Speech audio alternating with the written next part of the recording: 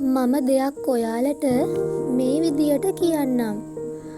අපි දෙයක් පටන් අරන් ඒ දේ සාර්ථක වෙනකන් ඒ ගැන කිසිම කෙනෙක් එක්ක කියන්න හොඳ නැහැ. සාර්ථක වුණාට පස්සේ කැමතිනම් විතරක් කියන්න පුළුවන්. කිව්වෙවත් නෑනේ කියන අය හැලිලා ඔයාගේ සාර්ථකත්වයට සුබපතන එක්කෙනෙක් හරි ඉතුරු වුණොත් ඒ තමයි ආශ්‍රය කරන්න සුදුසුම කෙනා.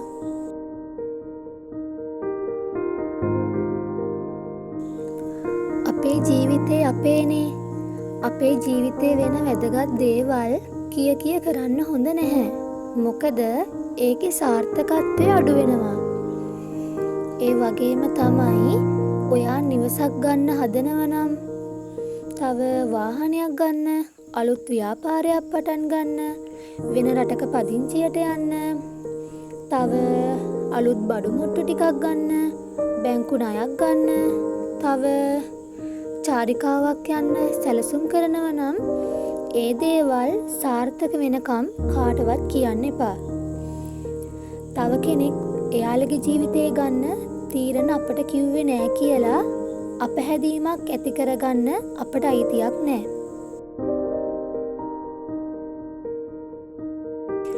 අනිත් අය කරන්න යන දේ හාරවුස්සලා අහන්නත් අපට අයිතියක් නෑනේ. ඒ වගේම තමයි එයාලා ඒ දේවල් කියන්න ඕන කියලා දෙයක්වත් නෑ.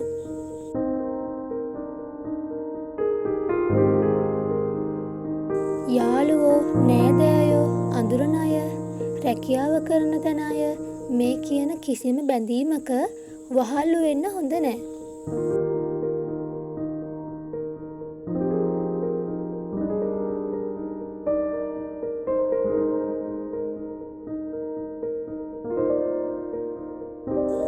තමන්ගේ ජීවිතය ගැන තීරණ බෙදා ගන්න සුදුසුම අය තමයි පවුලේ අය. හැබැයි පවුලේ අය කියලා කිව්වට පවුලේ හැමෝමත් ඒකට සුදුසු නැහැ.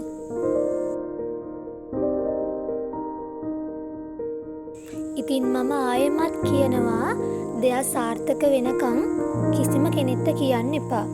ඒ දේ සාර්ථක වුණාට පස්සේ ඔයා කැමති නම් විතරක් කියන්න කියලා.